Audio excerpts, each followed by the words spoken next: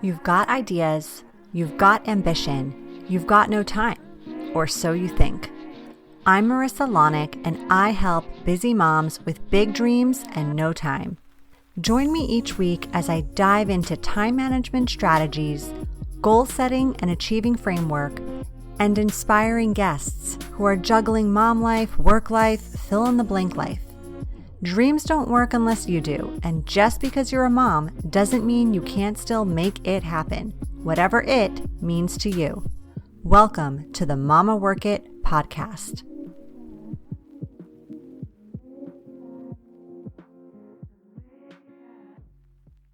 Hello, mamas. Welcome back to another amazing episode of the Mama Work It podcast. I am so glad you're here.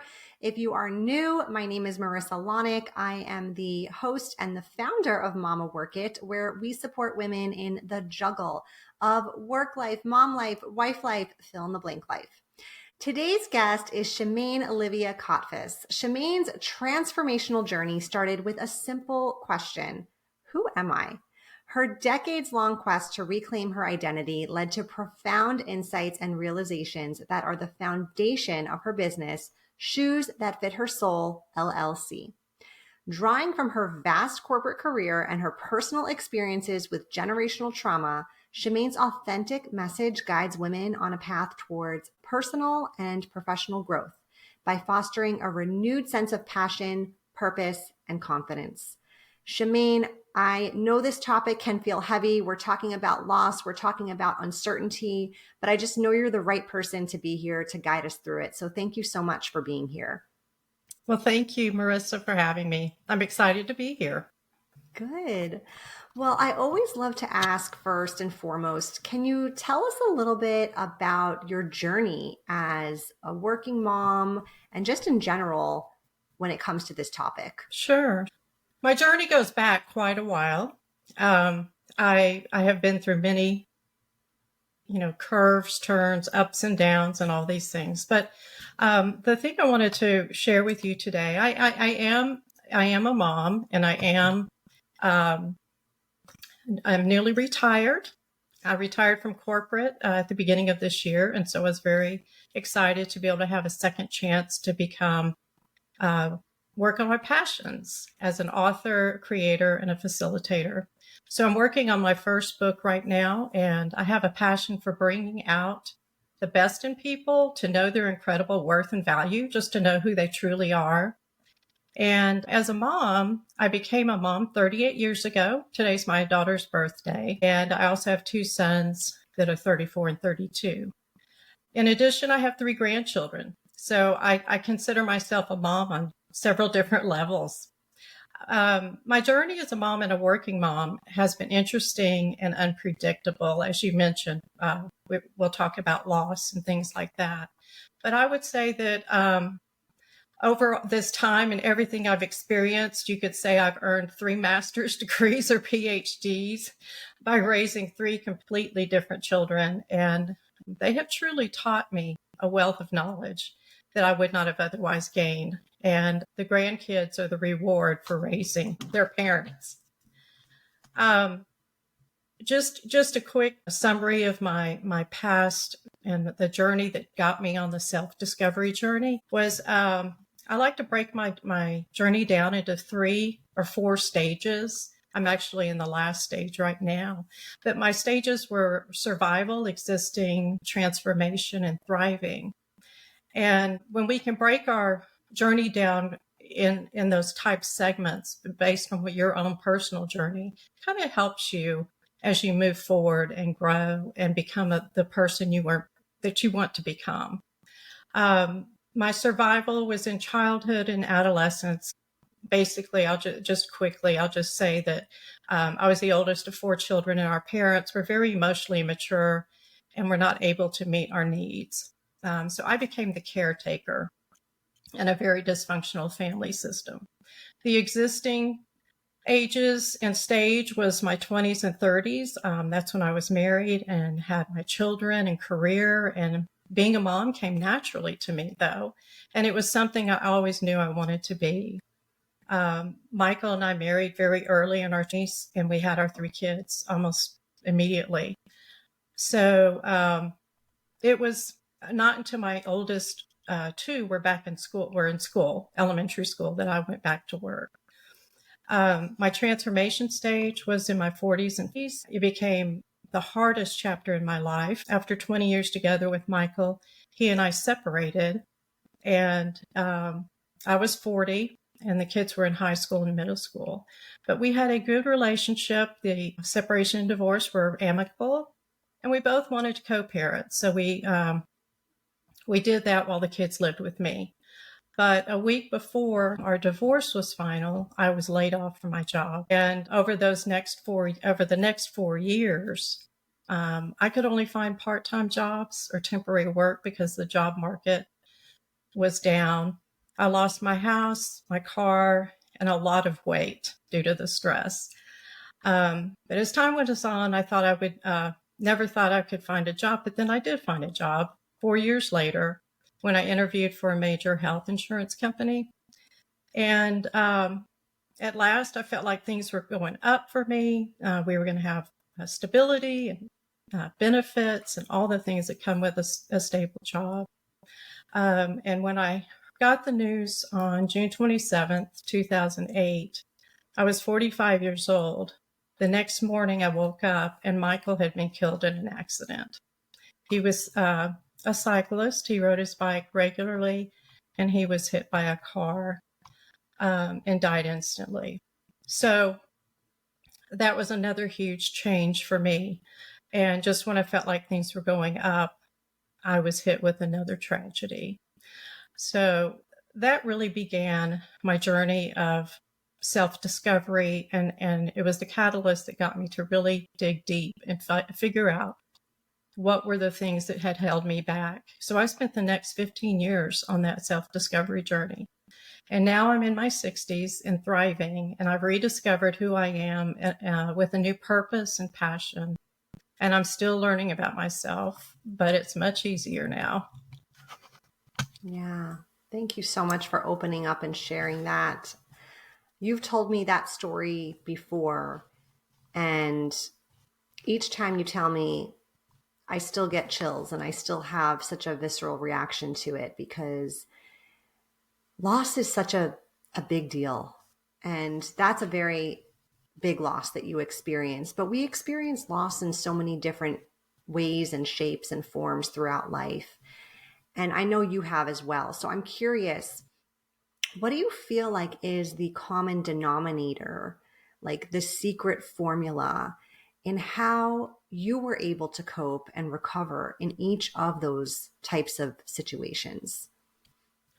I thank you for asking that, because it is, loss does occur in different ways for different people. It can be in relationships, it can be a job, it can be your house, it can be a tragedy like Michael being suddenly killed, or a disease or something that someone is contending with. It happens all the time. For me, what I learned as I went by is that I actually had to look back and see what I was doing. I think as a mom, we just get the job done. And I had to get up and show up. And so by doing that, I was taking one step at a time, just one step forward. There are many examples throughout this journey that I can remember. And one in particular was I, I had trouble with bills, and that's why I lost the house and the car the first time that we went through a big loss. And so I would get overwhelmed with talking to bill collectors or talking to the bank and I was embarrassed. I was ashamed that I couldn't keep up. But when I didn't have a job, I didn't have a paycheck. So sometimes I just wanted to cover myself up in bed. I just wanted to put the covers over my head and just forget the rest of the world. But I couldn't. I had 3 kids and I needed to get up, get it done. And so I faced my fears and I showed up as the best I could each day. And maybe just one call about an overdue bill or something. And each time it got easier. And I'm not saying I was always at my best, but I would do my best, the best that I could on that day. And also it helped that the people I spoke to were so very kind to me. Yeah. And I've seen this visualization before about how your best can look different on different days. Like Right. sometimes your best is really, checking everything on your list and then some, and really like just thriving in all the parts of your life. And you feel like you gave your best and you really succeeded that day. And other days, your best is simply making that one phone call. And that's the best you could do. And that's okay. Exactly. Just take one step. One step. One step might just be get out of bed. Another Hmm. step might just be get out of bed, then brush your teeth. It's taking it slowly at your pace, but just constantly taking that one step forward. Yeah. So, knowing that loss and uncertainty, these are things that can find us no matter what, right? Hmm. How do you feel is the best way to prepare for these situations that are inevitable without necessarily like feeling pessimistic or anticipating these negative things to happen to us? Yeah, right. And that's a big deal because usually what we're fearing is not knowing what's going to happen, and Hmm. that's what the uncertainty is. And I remember, I will tell myself, I will talk to myself, especially back then. I remember that I am resilient, and that the fear is just about not knowing what's going to happen. And I remember that each time I faced fear and uncertainty, I made it through. So, remind yourself you've been through other challenges before, other struggles before, and remember how you made it through. Not necessarily what you might have had to do, but just you did make it through. And just remember, what are some of the ways that you normally do those things? I tend to make lists and things like that. And finally, I would remember that even though it was hard, I still made it and I found something good that came from it. So when I'm faced with a challenge now, um, I try to focus on what good might come from it. I remember during the pandemic, I mean, we were so afraid during that time. All of us were. It was like a collective grief. We all were worried. We all didn't know what was going to happen. Most of us, for sure, and a lot of tragedy happened during that time. And it helped me to remember some of these other things I had been through and how I handled them. And so I created a routine for myself. I started taking walks in the morning, and then I would do some writing in the afternoon, and helping me just focus on the things that I could do and not worry about the things that I had no control over. That's such great advice. And I was thinking of that time period even before you mentioned it, because that was such an uncertain time for people. And it did feel really challenging, especially if you were a parent of young children during that Yeah. period. And we had, even though my children are grown now, my grandchildren, one of them ended up being here when everything shut down. Um, and then we had that winter storm. There was a winter storm that happened, and he happened to be here. So there were many times where we had him and we're doing the homeschooling with him. Yeah, it was a challenging time for everybody involved. Absolutely. Yeah, you can definitely relate to those homeschool moments Yes. for sure. Yeah. So you've had to start over before more than once. What were like the really tangible things you did to make it happen? You mentioned that you made lists, you got routines going. What else can someone who maybe finds themselves in a situation where they need to take some action to start over, like what are some tangible action steps they can take? Well, yeah, I did. I mentioned I am a list maker. I'm also a planner. I like to plan. Planning helps me feel safe. It makes me feel like, okay, there's an objective here. I'm making that list. I'm going to set some goals. Um, and, it's important to step back and just kind of process the situation, not necessarily jump right into it, but first process the situation and try to focus on the things that you can do. like make phone calls to a support system. Get who are your people? Who are the people you can talk to, and help you work through a plan, or your feelings, your emotions, and then focus on the things you can do easily. What are some things that you can do right away that are going to be simple and attainable? And then have your list include the things that you plan to do when it gets a little bit easier, when you start making some forward motion, forward progress with whatever is next. An example of, of course, I started over when Michael died, and I got myself into some support groups that dealt with grief. I also started volunteering. I did some volunteering to take my mind off of things. And I also cried a lot. I set aside time in the morning on my way to work, on my commute. I'd get the kids ready. I had one son living at home at that time, so Daniel still was in school, and I would take him to school and get him set for the day. And on my commute to work, which is about 45 minutes to an hour, I'd put on a song and just cry. And it by the time I got to work, I had released a lot of that emotion, and gotten myself ready for the rest of the day. But also, one other thing I'll mention is that when I decided to write a book, my book will be out in the spring. And I started on this book, gosh, I feel like I started on it 10 years ago, because it came from my journaling. But when I absolutely knew that that's what I was going to do with it, I gave myself 5 years. I didn't say I want this book done in a year or 6 months, because I know me. I know that I don't work well under pressure, and other people may and want to set a short timeline, but I gave myself 5 years.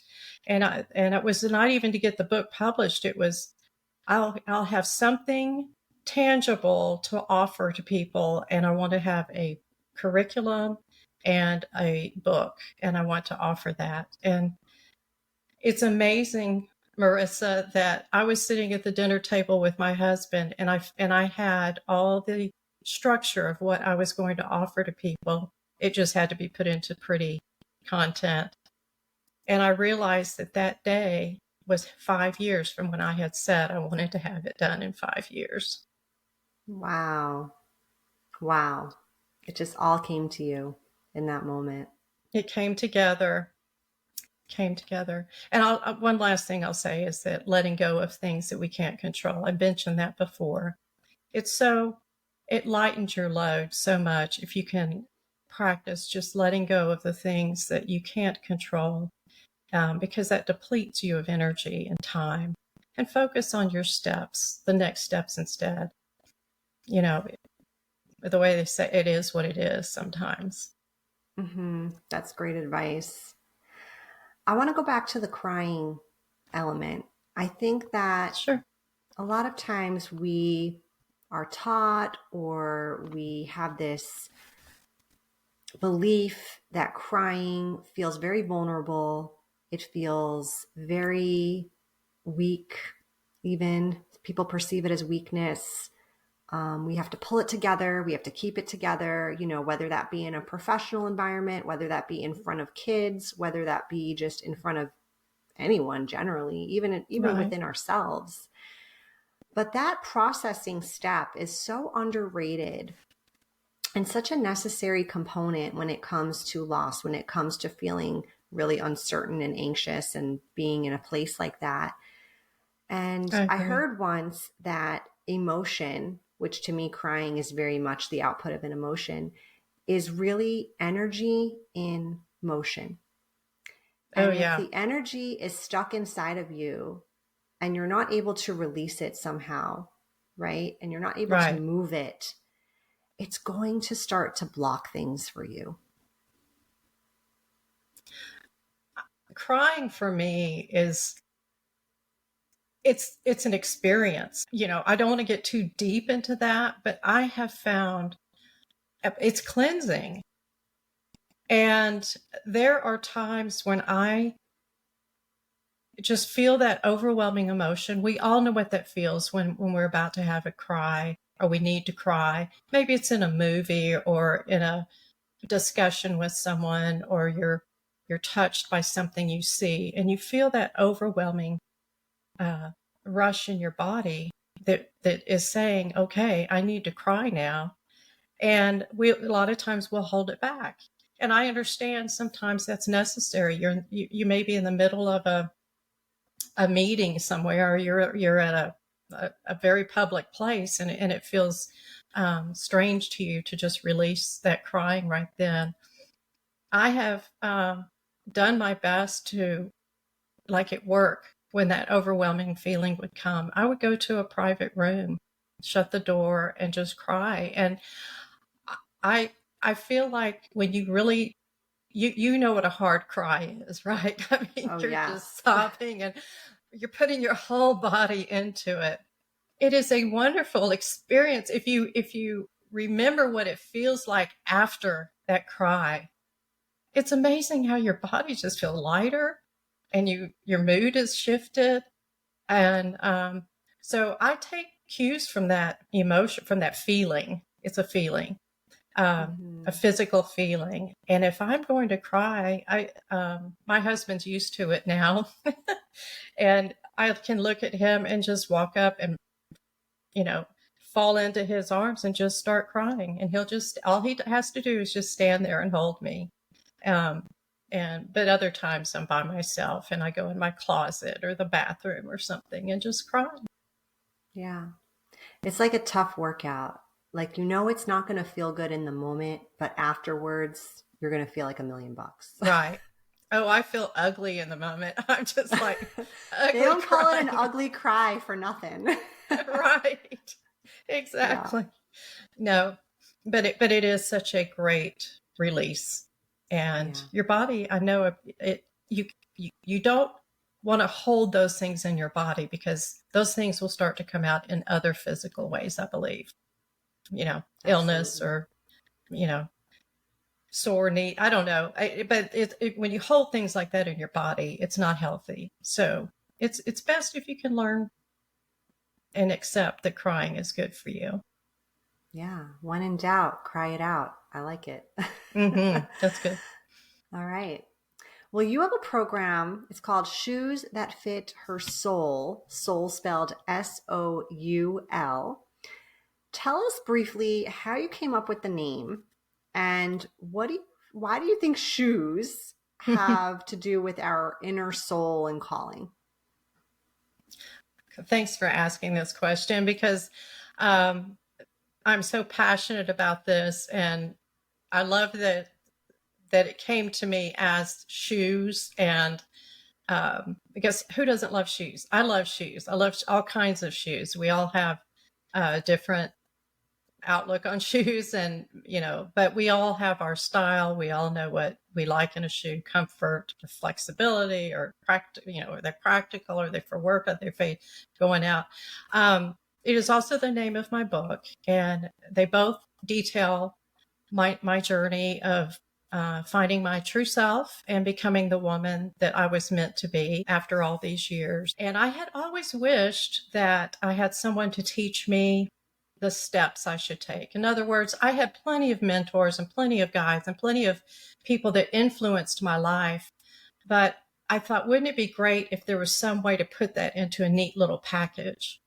And so that became my mission. I decided that is what I wanted to come up with. I wanted to take my experiences and put them into a neat little package. But it was hard. It was really hard.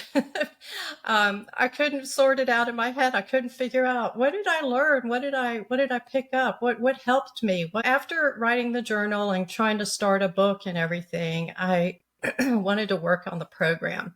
And I wanted to call it a workshop, and I wanted to teach women how to do this themselves. I wasn't going to tell them the direct answers. I was going to give them suggestions and just kind of guide them through this based on my own experiences.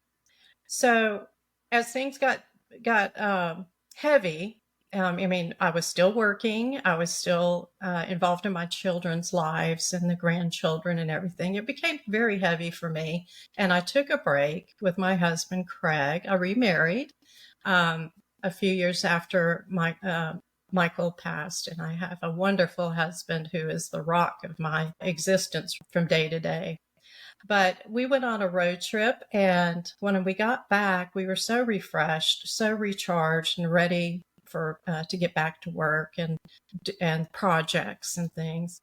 And a week later, I had a dream, and I won't go into the whole dream, but basically, the dream was just my creativity releasing, and at the time, I didn't understand that, but it came to me afterwards. So the dream was just about me going for a walk from or with my coworker who we walked all the time in our office. And in the dream, she asked me to go for a walk.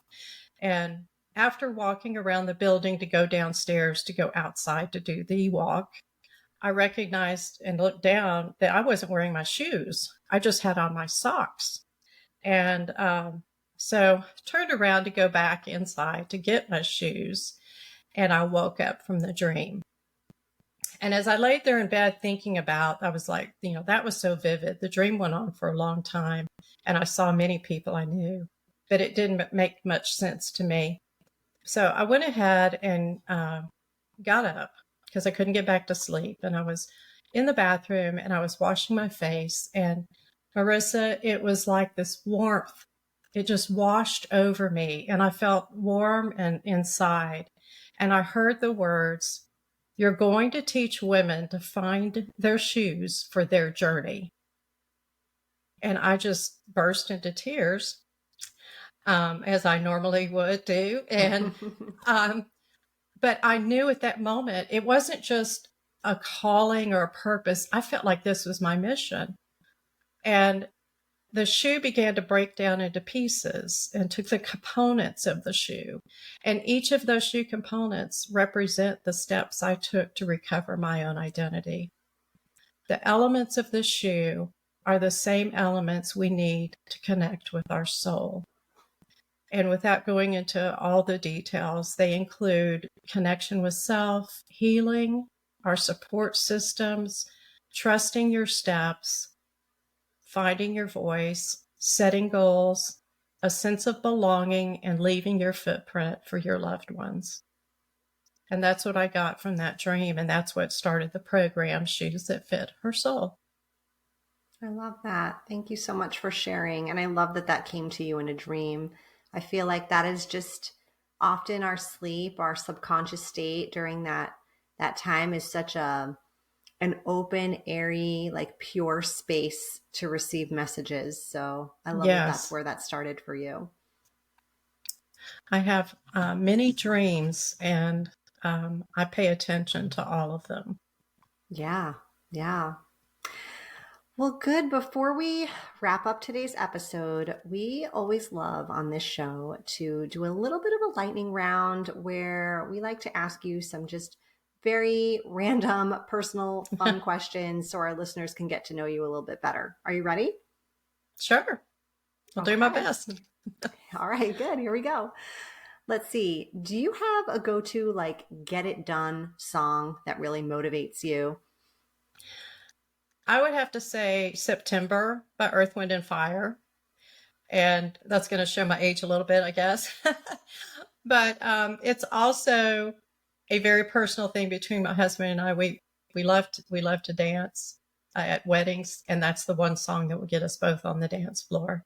And even our license plate on our car says "Body Ya," which is the chorus in the song. If y'all listen to September, it says "Body Ya." So, and we also got married on the 21st night of September. Oh, that is awesome. I love that. Okay. Yeah, it means something. It means something for sure. All right. Do you have a guilty pleasure TV show that you love? I don't have one. I like to watch crime TV on ID, and I also like the home renovation shows to get ideas. But crime TV, my husband's always like, what are you going to do? You try to figure out how to murder me or something? And the reason I like them is because I like the way they solve them. It's not so much about the crime itself, but how the detectives and all the people get the crime solved. I like Yeah. seeing how Creative that happens. problem solving. Yeah, Yes. absolutely. Okay. What is your cocktail of choice? Oh, good one, because I don't drink beer or wine. Um, I like, I've always liked gin and tonic. And in the summer, I like the cucumber tonic that they have now. And if you give me another option in the winter, I like drinking the toasted almond martini or a vanilla Russian. I like the Ooh, seasonal drinks too. yeah. Yeah, I love that.